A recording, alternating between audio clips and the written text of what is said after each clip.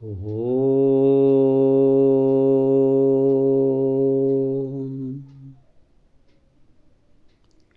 ಇಳಿದು ಬಾತಾಯಿ ವರಕವಿ ಬೇಂದ್ರೆಯವರ ಈ ಅಭಿನಂದನ ಗ್ರಂಥ.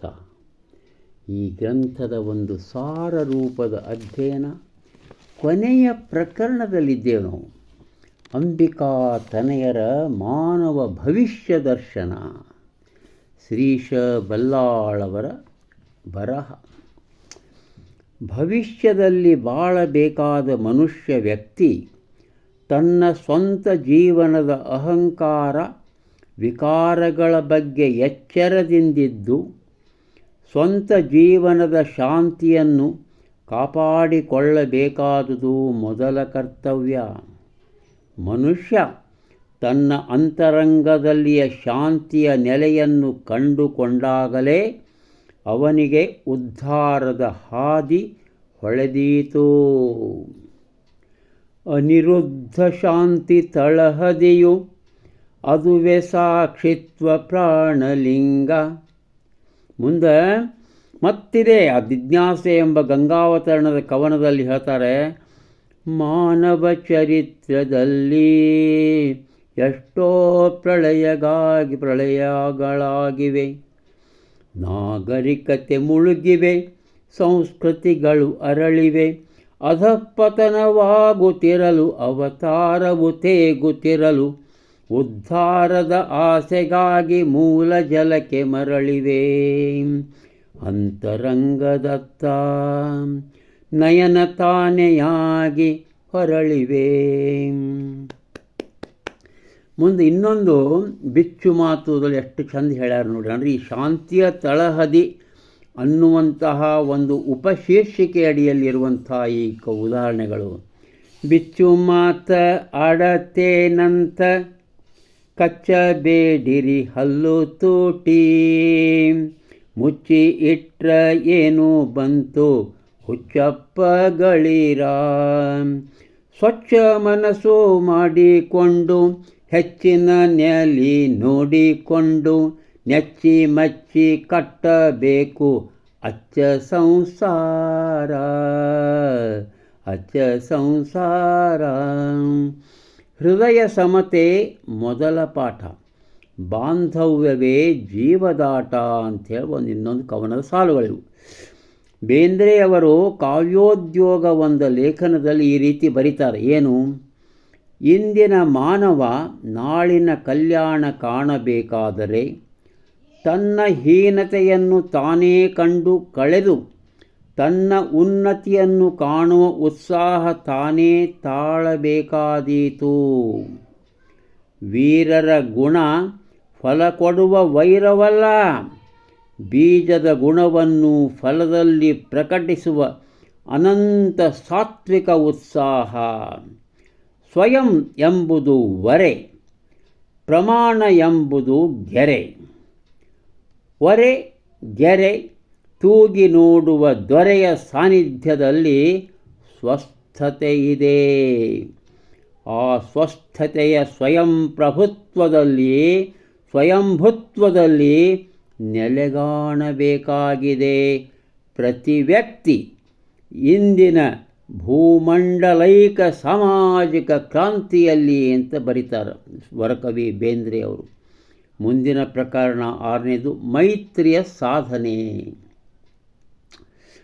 ಮನುಷ್ಯ ತನ್ನನ್ನು ತಾನೇ ಸಾಕ್ಷಿಯಾಗಿ ನಿರೀಕ್ಷಿಸುವವರೆಗೆ ಇನ್ನೊಬ್ಬರ ಗುಣಗಳಿಗೆ ಹಾರ್ದಿಕ ಗೌರವ ತೋರಿಸಲಾರನು. ನಮ್ಮಲ್ಲಿ ನಾವು ಸಾಕ್ಷಿಯಾಗಿ ಬದುಕಬೇಕು. ನಾನು ಸರಿಯೋ ತಪ್ಪೋ ಅಂತ ಯಾವಾಗಲೂ ನಿರ್ಣಯ ಮಾಡ್ಕೋತಾ ಇರಬೇಕು. ಅದನ್ನೇ ಮನುಷ್ಯ ತನ್ನನ್ನು ತಾನೇ ಸಾಕ್ಷಿಯಾಗಿ ನಿರೀಕ್ಷಿಸುವವರೆಗೆ ಇನ್ನೊಬ್ಬರ ಗುಣಗಳಿಗೆ ಹಾರ್ದಿಕ ಗೌರವ ತೋರಿಸಲಾರನು. ದೇವ ಅಸುರ ಆರ್ಯನಾರ್ಯ ನಿನ್ನ ನೀನೆ ಕೊಂದೆಯ ಮತ್ತೆ ಬಂಧು ಎಂದೆಯ. ಜಗತ್ತಿನೊಡನೆ ಕಾದಾಡುವುದನ್ನು ನಿಲ್ಲಿಸಿ ಅಂತರಂಗದ ಜೀವಂತ ಶಾಂತಿಗಾಗಿ ಜೀವನ್ಮುಕ್ತಿಗಾಗಿ ಪರಿತಪಿಸುವ ಮಾನವ ವ್ಯಕ್ತಿಗಳ ನಡುವೆ ನಿಜವಾದ ಸ್ನೇಹ ಸಾಧ್ಯವಾದೀತು. ಒಬ್ಬನೊಬ್ಬ ತಿಳಿಯಬೇಕು, ಅದುವೇ ಹಬ್ಬ ಭಾವಕ್ಕೆ. ಕೊಲ್ಲುವ ಕೋಲಾಹಲದಲ್ಲಿ ಸಾವೆಬಹುದು ಜೀವಕ್ಕೆ. ಹಿಗ್ಗುತ್ತಿರಲಿ ಬಿಡುಗಡೆ ಎಂಬುವಂಥ ಒಂದು ಕವನದಲ್ಲಿನ ಸಾಲುಗಳು ಇವು. ಮುಂದೆ ಅವ್ರು ನಭೋವಾಣಿ ಎಂಬ ಕವನದಾಗ ಎಷ್ಟು ಅದ್ಭುತ ಹೇಳಾರ ನೋಡು. ನಾನಾರೋ ನೀನಾರೋ ಎನಬೇಡವೋ ಮೂರ್ತಿ, ನೀನು ನೀ ನಾನು ಇದು ಆಶಾಪೂರ್ತಿ. ಮಾನವರೆಲ್ಲರೂ ಒಬ್ಬಳೇ ಭೂಮಿ ತಾಯಿಯ ಮಕ್ಕಳಾದರೂ ಸ್ವಾತಂತ್ರ್ಯ, ಲಿಬರ್ಟಿ, ಸಮಾನತೆ, ಇಕ್ವ್ಯಾಲಿಟಿಯ ಆಂದೋಲನಗಳಲ್ಲಿ ವೈಷಮ್ಯ ಬೆಳೆದಷ್ಟು ಸಹೋದರ ಭಾವ ಬೆಳೆಯುವುದಿಲ್ಲ. ವ್ಯಕ್ತಿಯ ನಡುವೆ ಹಾರ್ದಿಕ ಸ್ನೇಹ ಕಡಿಮೆಯಾಗಿರುವುದಕ್ಕೆ ಈ ವೈಷಮ್ಯವೇ ಕಾರಣ. ಮೈತ್ರಿಯ ಸಾಧನೆ ಅಂದರೆ ಗೆಳೆತನ ಸಾಧನೆ ಅಂಬಿಕಾತನಯರ ಮಾನವ್ಯ ದರ್ಶನದ ಒಂದು ಮುಖ್ಯ ಅಂಶ. ಗೆಳೆತನ ಭಾಳ ದೊಡ್ಡ, ಅವರಲ್ಲಿ ಒಂದು ಇದು ಇತ್ತು, ಏನೋ ಒಂದು ಅಂಶ, ಜೀವನದ ಒಂದು ದೊಡ್ಡ ಪಾತ್ರ ಗೆಳೆತನ. ಭಗವಂತನೆದರು ಭಕ್ತಿರಸ ಉಕ್ಕಿ ಬರುವಾಗಲೂ ಕವಿಗೆ ಊರುಗೋಲು ಸ್ನೇಹ ಭಾವ. ಅದ್ಭುತ ಅಲ್ಲ? ಭಗವಂತನೆದರು ಭಕ್ತಿರಸ ಉಕ್ಕಿ ಬರುವಾಗಲೂ ಕವಿಗೆ ಊರುಗೋಲು ಸ್ನೇಹ ಭಾವ. ನೋಡಿ ಒಂದು ಕವಿತಾ, ಸುಹೃದ ಕವಿತದೊಳಗಿನ ಎಲೆ ಸುಹೃದ ಸರ್ವಭೂತಾಂತರಸ್ಥನೇ ನರನೇ ನಾರಾಯಣನೇ, ನಿನ್ನ ಮೈತ್ರಿಯ ಉಗಾಭೋಗ ಊರು ಈ ಹಕ್ಕಿಯಲ್ಲಿ ತುಂಬು ಜೀವವ ದೇವಾ. ಮತ್ತು ನನ್ನ ಹಾಡು ಇದರಲ್ಲಿ ಅಲ್ಲ, ಇನ್ನೊಂದು ಸಂಕಷ್ಟ ಹರಾಷ್ಟಕ ಮುಕ್ತಾವಲಿ ಅಂತೀವಿ. ನೀನೇ ಶರಣನೈ ನಾನು ಅಶರಣ ಭಕ್ತ, ಇಲ್ಲೇ ಕೂಡಿದೆ ನಮ್ಮ ಸಖ್ಯ.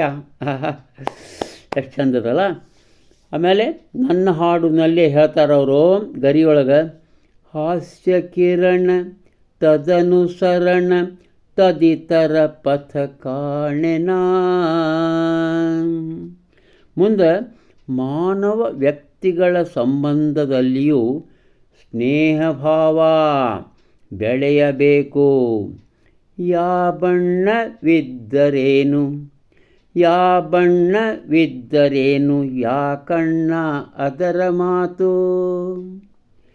ಬೆಳಕಾಗಲೆಮ್ಮ ಬದುಕು ಬಂದೀತು ಜೀವ ಹೂತು.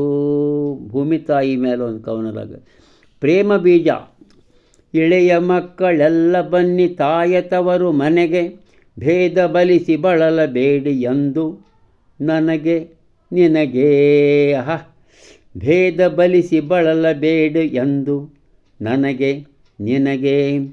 ತತ್ವಕ್ಕೆ ಸಂಬಂಧಿಸಿದ ಚಿಂತನ ಮಂಥನದಲ್ಲಿಯೂ ಸ್ನೇಹ ಭಾವ ಬೇಕು. ದ್ವೈತದ ಅದ್ವೈತವು ಅನೇಕದಲ್ಲಿ ಐಕ್ಯವೋ, ಬಾಳನುಳಿಯ ಸಾಹ್ಯವೋ, ಅಭೇದದೊಳಗೆ ಭೇದವು ಇದೇ ನವ ಸಂವೇದವೋ.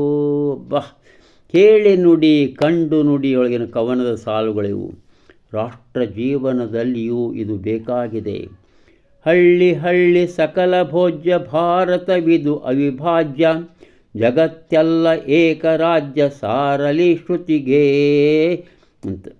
ಕರ್ನಾಟಕದ ಪ್ರಗತಿಗೂ ಇತರ ದೇಶ ಭಾಷೆಗಳಿಗೂ ಸ್ನೇಹದ ಹೊಂದಾಣಿಕೆ ಬೇಕು. ಹೆಂಗೆ? ಮರಾಠರಾಕೆ ಬಡಗಣ, ತೆಲುಗರೀಕೆ ಮೂಡಣ, ಕೇರಳಿ ಇರೆ ಪಡುವಣ, ತಮಿಳರಾಕೆ ತೆಂಕಣ, ಕೊಡಗು ತುಳುವು ಕೊಂಕಣ, ಕನ್ನಡ ಸಿರಿ ಕಂಕಣ. ಕನ್ನಡಿಗರ ಭಾವೈಕ್ಯವಾಗಬೇಕಾದರೂ ಕನ್ನಡ ಸಂಸ್ಕೃತಿಯ ಹಲವು ಮುಖಗಳು ಒಮ್ಮುಖವಾಗಿ ಸಾಗಬೇಕು. ಹೆಂಗೆ? ಕೂಡಲಿ ಜನ ಹರಿಹರರ ಶರಣ, ನವಧರ್ಮದ ಐಕ್ಯಾವರಣ. ನಮಸ್ಕಾರ, ಮತ್ತೆ ನಾಳೆ.